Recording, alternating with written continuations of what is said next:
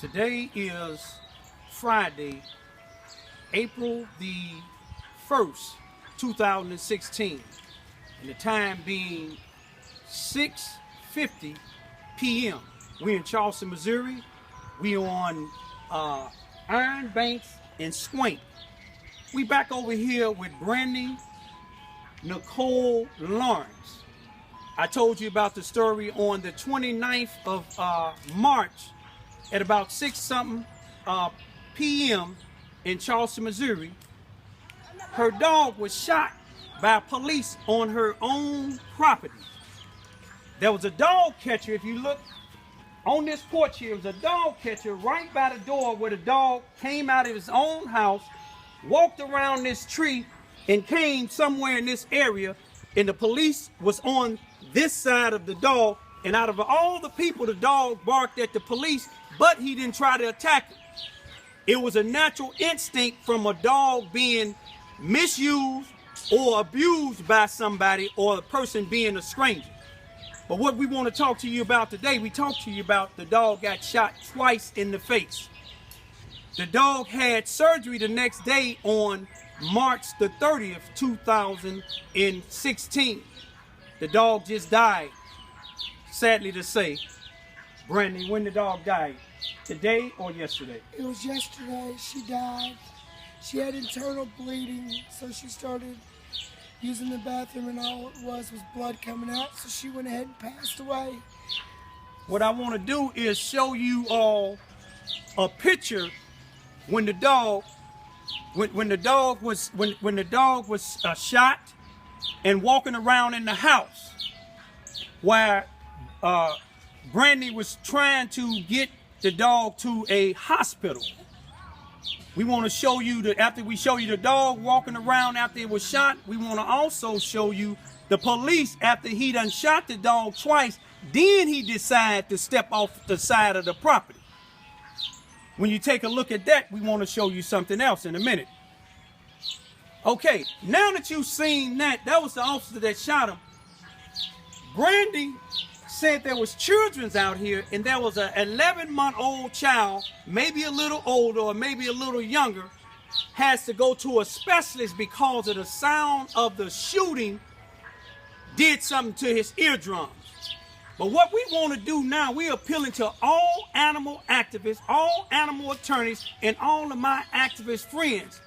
We need you to support Brandy. Brandy and her children is suffering because of the loss of their dog. And the sad thing about it, the dog that got shot wasn't the dog that the police came to retrieve. He didn't even come to retrieve it. He sent the dog catcher. A dog catcher is supposed to be trained to take dogs. That's why they call him dog catcher. He should have had a taser if this dog was vicious, but the dog couldn't have been vicious because he walked right past the dog catcher. And the dog catcher, I'm not trying to say nothing about him, the dog catcher, give or take, weights about 350 to 400 pounds. And if he thought the dog was a threat, he would have shot the dog or tased the dog. We just want to say that this is part 3 of the injustice that was done to Brandy's dog. And we asking all of you all to pray for Brandy and her family, because this is affecting them mentally. Do you want to say something to the people right now? I just want this to get out and the word to be out that the justice system is messed up and that we need help out here for our animals and for our children, because it happened in front of our children. We just need the word out, and I need y'all's help, please. And we want to let you all know that not all the Charleston Police Department, but some of them, they have threatened a cameraman that I used to have on May the 19th of 2015 because we was videoing the violence in this town. So you imagine what they gonna try to do to Brandy. They may come to try to attack her on the legal side, saying something concerning her children or her. But we know right now that Brandy is an upstanding citizen.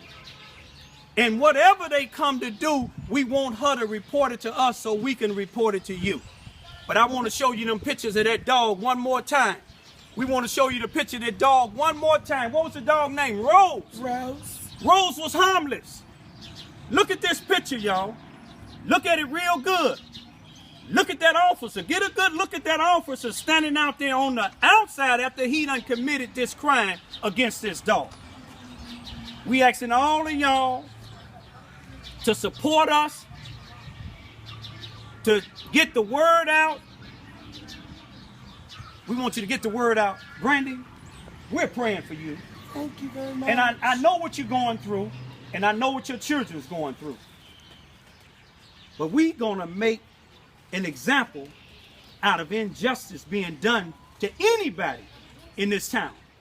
Just because you married to a black man, it don't make a difference if you're Puerto Rican or what.